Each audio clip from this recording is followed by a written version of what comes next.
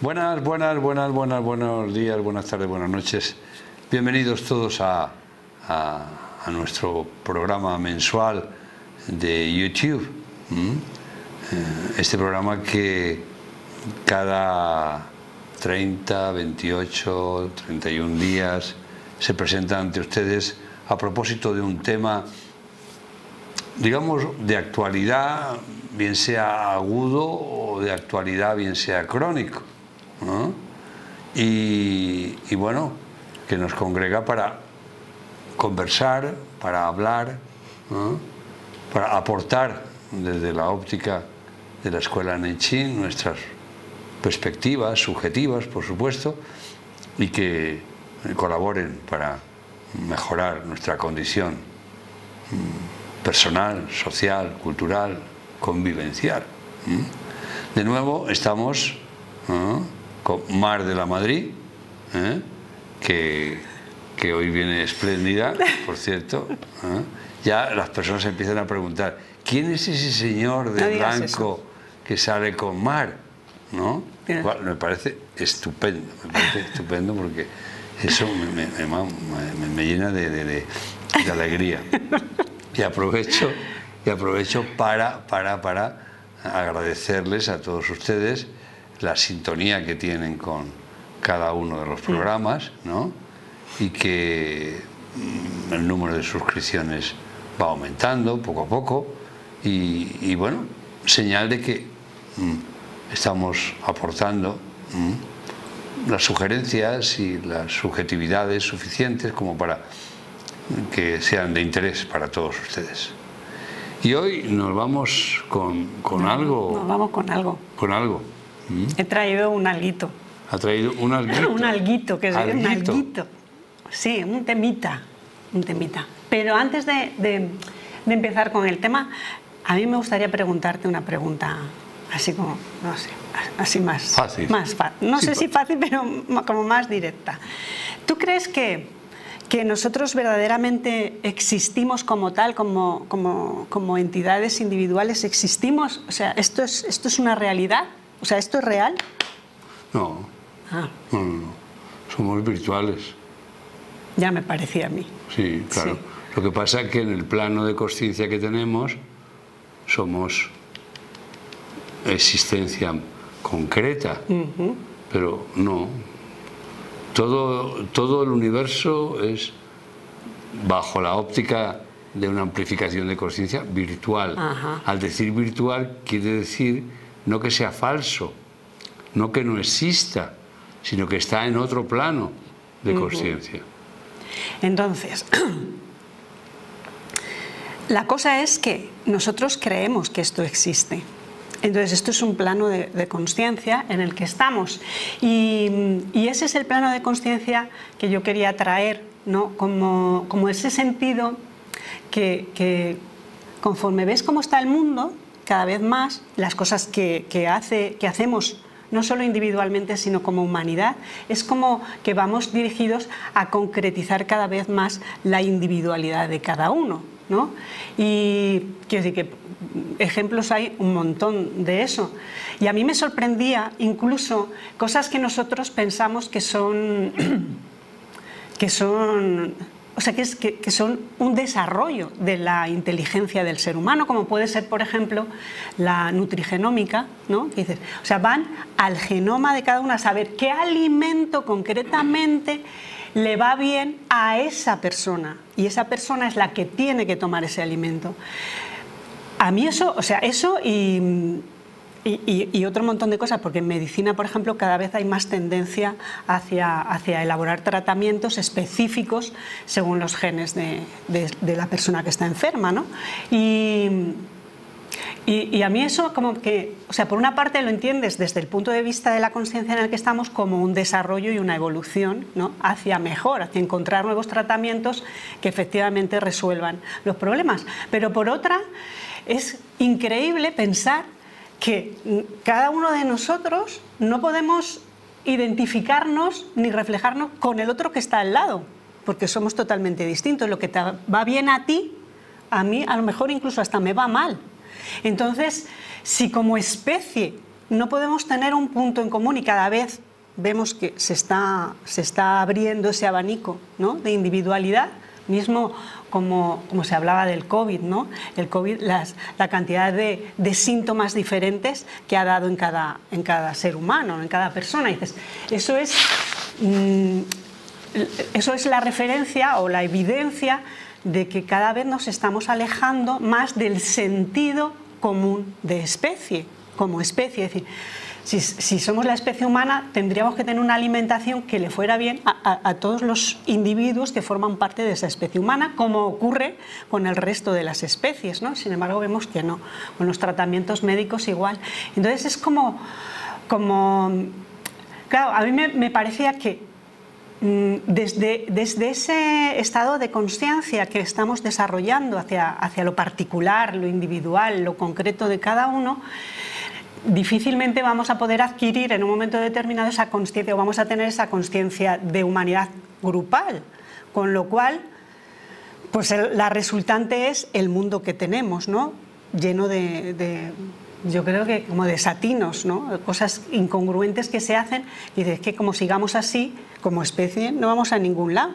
Y los individuos por separado, aunque sepan lo que tengan que comer específicamente ellos, si no tienen el resto, difícilmente se van a poder sostener. Entonces, un poco era ese el planteamiento, de darnos cuenta de que vamos hacia esa individualidad, que cada uno de nosotros nos reconocemos como entidades particulares, diferentes al resto, y entonces perdemos de vista eso.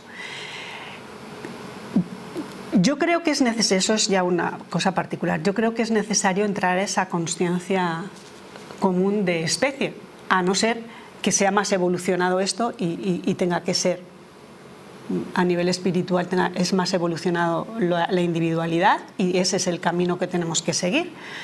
Pero a mí me da la sensación de que no, de que deberíamos, independientemente de esa individualidad, quizá tener esa conciencia de humanidad, porque lo que le pase al que vive en África me debería de importar y de repercutir, ¿no?, o sentir que me repercute, y es la manera de poder solucionar los problemas. Entonces, en este ámbito tan terriblemente individualizado y particular en el que estamos cada uno de nosotros, ¿cómo podemos desarrollar esa conciencia que necesitamos, conciencia de grupo, conciencia de humanidad, que nos lleve después a otra conciencia como más amplificada, ¿no? ¿Cómo podemos hacerlo? Porque es muy difícil, porque en el ámbito hay una propaganda que dice, porque tú te lo mereces, ¿no? Entonces, como yo me lo merezco, pues consigo todo lo que yo quiera.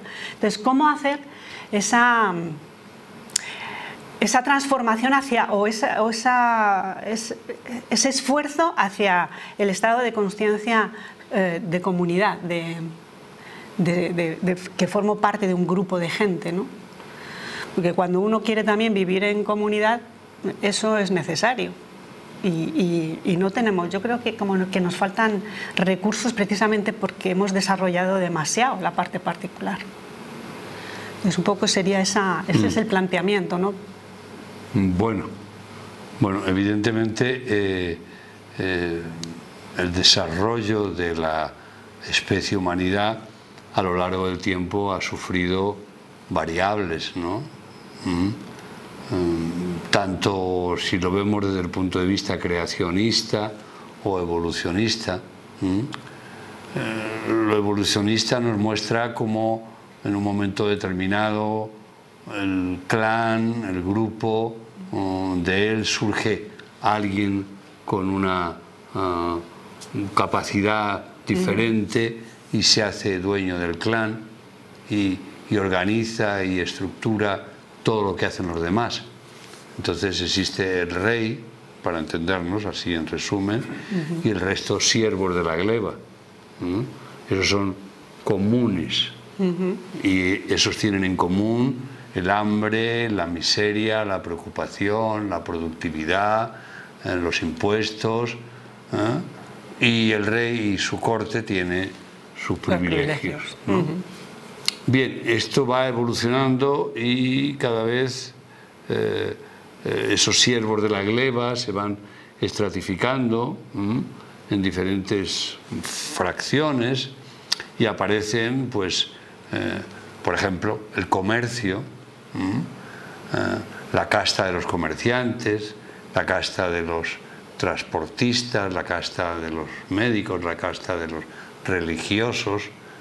Eso se ve muy bien, más claramente en India, sí. Pero también se puede ver perfectamente en Occidente, ¿no?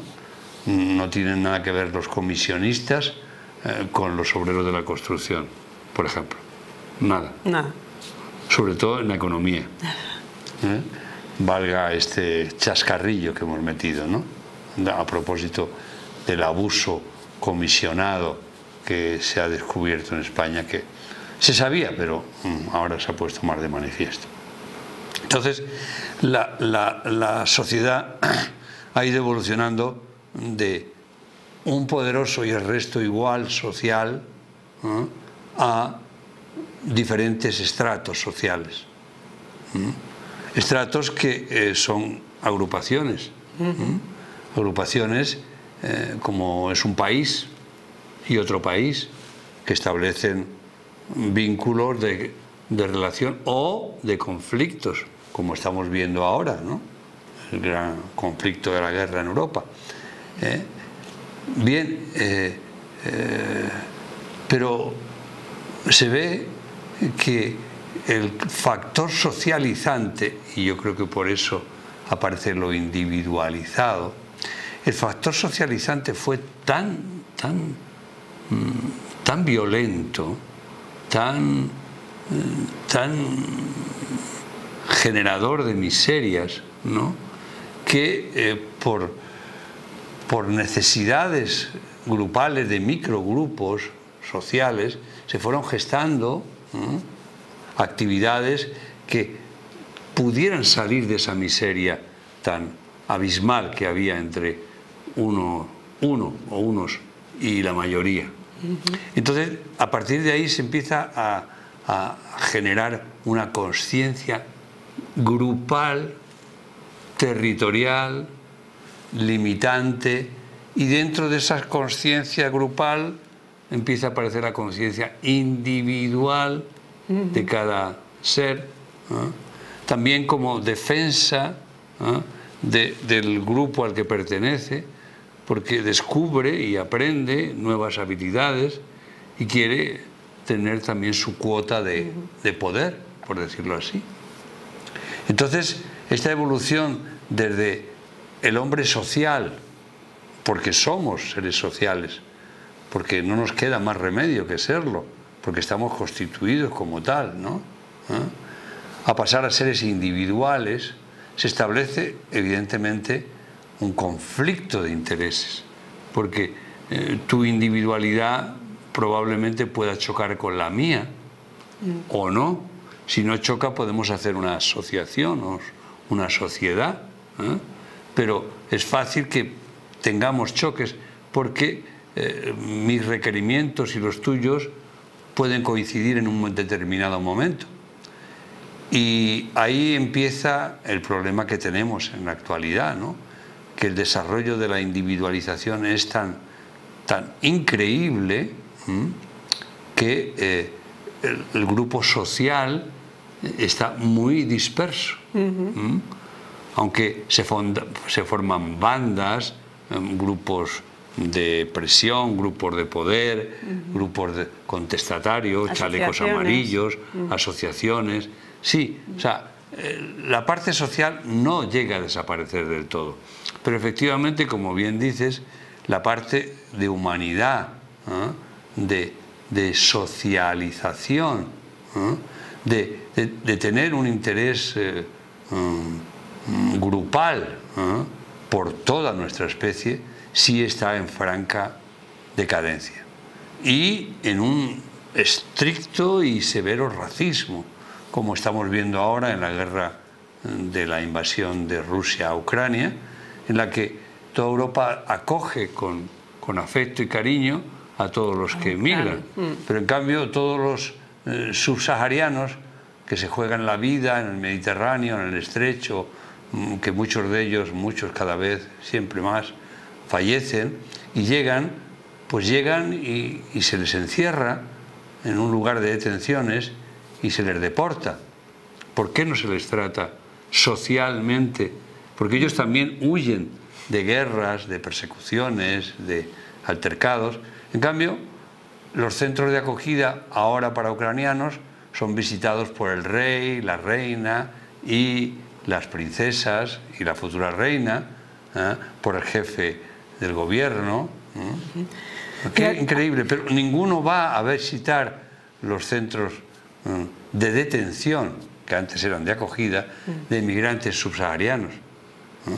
Entonces, hay, como se ve, un interés grupal, parcial, que dice mucho aparte del criterio individual de cada uno y el criterio social de otros. En definitiva, estamos en un conflicto severo como especie y, bueno, todos estos ejemplos nos lo hacen mostrar más, ¿no?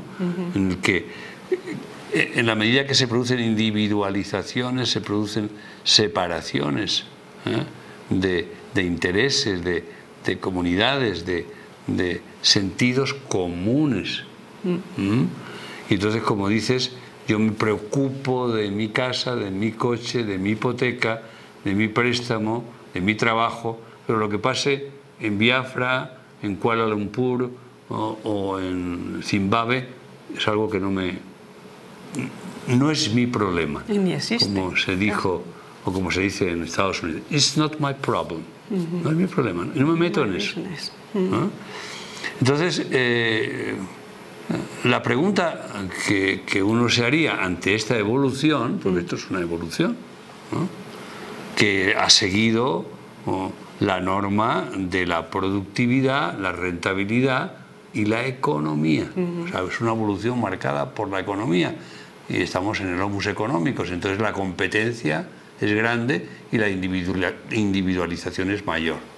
La pregunta que nos hacemos en este momento, siguiendo con tu planteamiento, es decir, sería, ¿es posible expresar mi individualidad y a la vez simultáneamente vivir un sentido grupal, un sentido social? Nuestra respuesta es sí, sí, pero hoy se hace difícil. Se hace difícil por el conflicto de intereses. Entonces, en vez de ayudar a la paz en esta guerra, por ejemplo, todo lo que vemos es una ayuda a una parte, la invadida, de mercenarios, de economía, de municiones, de bombas, pero no hemos visto todavía ningún empeño diplomático de paz. Las conversaciones breves que están teniendo entre rusos y ucranianos no sabemos hasta qué punto llegan, ¿no? Pero el interés de humanidad y el interés europeo es en dotar de municiones a Ucrania para que la guerra continúe. Que de entrada entendemos que eso es una lógica porque son más débiles, sí, pero esa no es la solución, mantener la guerra. La solución es obtener la paz. Y todo debería de estar encaminado a una acción diplomática intensísima, sobre todo por parte de la ONU y por parte de los países más potentes como China, como Estados Unidos, como Francia, Inglaterra, bueno, los que sabemos que están. Entonces, si se ve, hay individualismos grupales, los que no quieren que la guerra acabe, y no hay individualismo ni acciones solidarias para implementar y forzar a la paz. No los hay. Esta llegará, evidentemente, cuando ya los intereses guerreros ya no sean rentables, y sean más rentables la reconstrucción, a cambio de algún beneficio. Materias primas del país. Eso es lo que hemos visto, ¿no? Entonces, en ese sentido, tenemos que, como disciplina, ¿no? Puesto que somos simultáneamente, y eso es lo que tenemos que incorporar, somos simultáneamente individuos con unos criterios, pero a la vez somos solidarios, somos dos.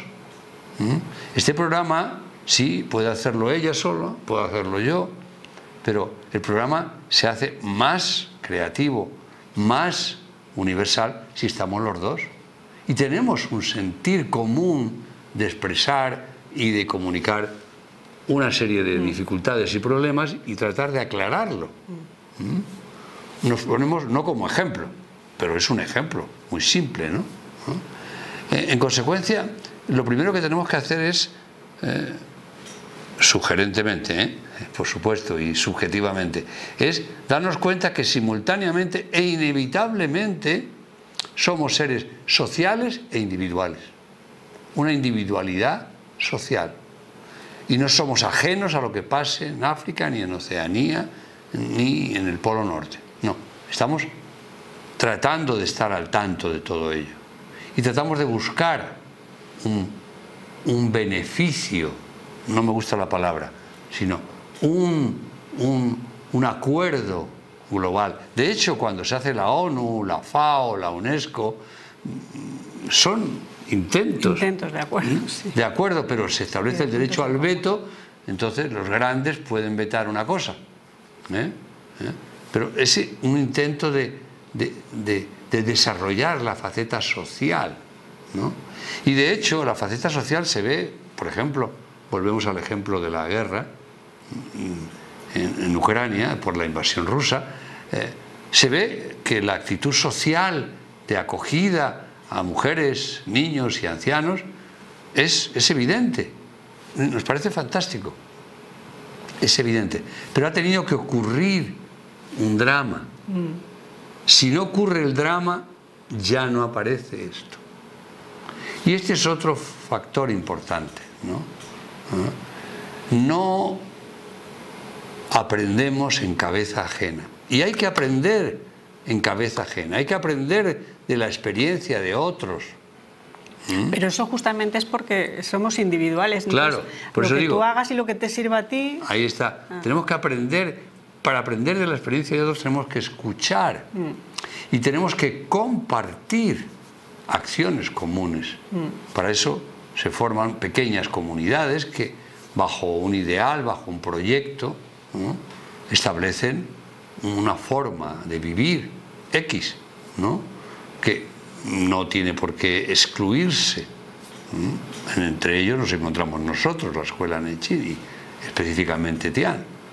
Vivimos en la sociedad en la que estamos, convivimos y compartimos socialmente, pero además tenemos nuestras individualidades y además tenemos nuestro socialismo interno.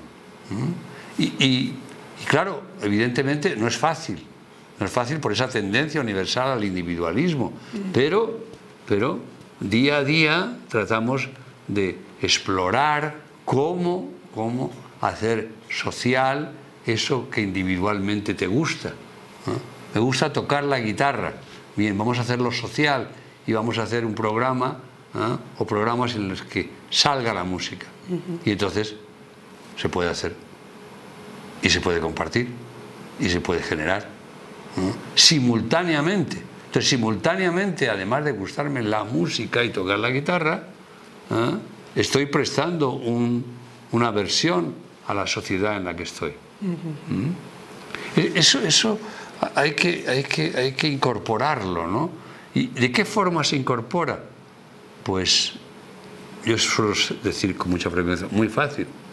Muy fácil, muy fácil. Sí, cada vez que uno tenga una idea o proyecto individual, que inmediatamente piense en qué medida esto afecta al resto, al entorno en el que estoy. Yo he decidido hacer tal cosa, o pienso individualmente hacer tal cosa. Espera un momento, ¿eso qué supone para el resto, todo tu entorno? ¿Has consultado con el entorno? ¿O de repente vas a quitar el entorno, ¿no? Y vas a adoptar una actitud individual? Entonces, para ceñirte a otro grupo, porque luego obviamente vas a vivir en otro grupo, en otro entorno, ¿no? Entonces, el año en el que estamos, según la escuela Nechín, de creer, replantearse y recapacitarse, es el año ideal para, antes de tomar y pensar en una decisión individual que se me ha ocurrido a mí, pues que evalúe qué supone eso, qué va a suponer esto para los demás y para mí. Eso no significa que esté prohibido o que no pueda hacerlo, no, pero si lo evalúo, probablemente llegue a interpretar por qué mi decisión individual me aleja de este grupo y me localiza a otro grupo, o sigo otro camino diferente del que tenía, ¿no? Sí, yo quería hacerte un apunte, porque yo me doy, en esa socialización yo me doy cuenta que paradójicamente en las grandes ciudades, en las grandes urbes, es donde más se da ese individualismo atroz, donde no tienes en cuenta al otro, y en comunidades más pequeñas es donde sí se puede dar esa común unión que tú dices, especificas. Entonces, digo, como reflexión, ese es el camino que deberíamos de seguir como humanidad, es decir, crear comunidades pequeñas y no esas moles grandísimas, claro, esos estados de gobierno que vemos que nos llevan al enfrentamiento con otros gobiernos grandes, ¿no? Sino que cada localidad pues se organice, no sé. Sí, eso es un proyecto social importantísimo, ¿no? Que parece que nosotros somos un ejemplo, ¿no? La Comunidad de Castilla-La Mancha, la Comunidad de León, la Comunidad del País Vasco, Aragón, la Comunidad Valenciana. Pero eso está bien, pero sabemos que esos todavía les queda mucho trabajo que recorrer, porque entre las comunidades hay algunas conflictos se llevan mal, y algunas se llevan hasta mal, ¿no? Y no llegan a globalizar a todas las comunidades. El gobierno no llega a globalizarlas, ¿no? Sino que tiene que pactar con unas y con otras, ¿no? Pero sí, evidentemente, la idea de las grandes ciudades surge como consecuencia de la expansión de la era industrial, del productivismo, de la rentabilidad. Y claro, nos encontramos ahora, por ejemplo, en Shanghái, aunque China son 1.200 millones, ¿no? Son muchos, pero en Shanghái, con 25 millones de habitantes, que la mayoría está ahora encerrados. Con el COVID. Con el COVID, ¿no? Y se quejan porque han declarado una decena de fallecidos. Una decena. Pero ellos se han planteado COVID cero.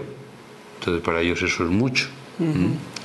Pero claro, si hubieran mantenido, ¿no? Como es un país rural, porque para comer 1.200 millones tiene que haber mucha producción. Exactamente. Y es un país en general rural, pero cada vez se ha ido capitalizando más, ¿no? Como el resto del planeta, ¿no? Porque allí se produce más, se rentabiliza más y se crea esa conciencia de poder individual, de que tú puedes llegar y puedes tener y puedes poseer, ¿no? Ese concepto de individualismo que desdeña el entorno, que va desde lo más pequeño hasta lo más grande, es algo que bueno, nos debe de preocupar, porque lo único que va a crear y crea habitualmente son conflictos. Entonces, casi nadie se despide bien. Entonces, un hijo, en vez de irse de la casa normal porque ya encontró trabajo y tal y cual, pues se va a pelear o con el padre o con la madre, ¿no? Pero espera. Si es compatible con que tú encuentres tu trabajo, te desarrolles, pero yo sigo siendo tu padre o tu madre y tenemos una relación y compartimos una franja, ¿no? Somos seres multifractales, ¿no? Sí, ¿esto qué significa? Que tenemos multitud, yo diría que infinitas franjas de frecuencias con las que sintonizamos, ¿no? A algunos les gusta la rosa, pero a otros les gusta más el clavel, ¿eh? Pero hay una franja común en la que nos gustan a todos las flores, ¿eh? En consecuencia, tenemos que plantearnos, para ir sintetizando, primero, que somos simultáneamente individuales y sociales, que no puede existir el individualismo sin la sociabilidad y no puede existir la sociabilidad sin el individualismo, porque cada individuo en la sociedad aporta algo diferente y eso hace que seamos multidiversos. Y que se enriquezca además, ¿no? Con posibilidad de evolucionar y de desarrollo. Lo que tú sabes más lo que yo sé, pues amplifica todo. Amplifica todo. Entonces, somos simultáneos, somos multidiversos, somos multifractales, y en consecuencia tenemos que apostar por, sobre todo, esa premisa básica. Antes de tomar una decisión individual, reconocer el entorno en el que la voy a tomar, hacia qué otro entorno me voy a relacionar, para saber si es una decisión apropiada y justa en ese momento o no, tiene que esperar o aparecen otras posibilidades, ¿no? Esto es vital. Si no queremos entrar continuamente en choques por influencias, por criterios personales de intereses, ¿no? Y bueno, creo que eso es algo en el que todos deseamos ser ayudados, todos deseamos aportar lo mejor de nosotros para ayudar a los demás, ¿no? Tenemos que tener una conciencia de humanidad, de especie, y hoy más que nunca tenemos la información para tenerla, y sin desdeñar, vuelvo a repetir, mi creatividad personal, saber cómo encauzarla dentro del grupo social en el que estoy, en el que me muevo, o moverme en otro, pero con la suficiente inteligencia, capacidad y bondad para no entrar en conflicto. Fundamental. Sí. Bueno, pues bien, pues yo creo que es una buena tarea. Es una buena tarea. Es una buena tarea que para los seres humanos. Tenemos que aplicarnos un esfuerzo, ¿no? Diariamente, un esfuerzo permanente. Un esfuerzo permanente y continuo. Y consciente, quizá, ¿no? O sea, ser consciente. Y que además, una cosa importante, además, cuando se hace este esfuerzo y funciona, porque funciona, nos sentimos mejor, nos sentimos bien, nos sentimos que hemos aportado, nos sentimos que no hemos roto nada, nos sentimos que hemos pasado dejando una semilla fecunda. Merece la pena. Sí. Por lo menos hay que intentarlo, ¿no? Intentar esforzarse en eso. Hacerlo, más que intentarlo. Bueno, sí. Porque en el intento está la semilla del fracaso, sí, es verdad. Gracias por estar con nosotros. Saludos cordiales. Nos encontramos en el mes que viene. Esperemos que haya sido de utilidad todas estas disquisiciones. Salud.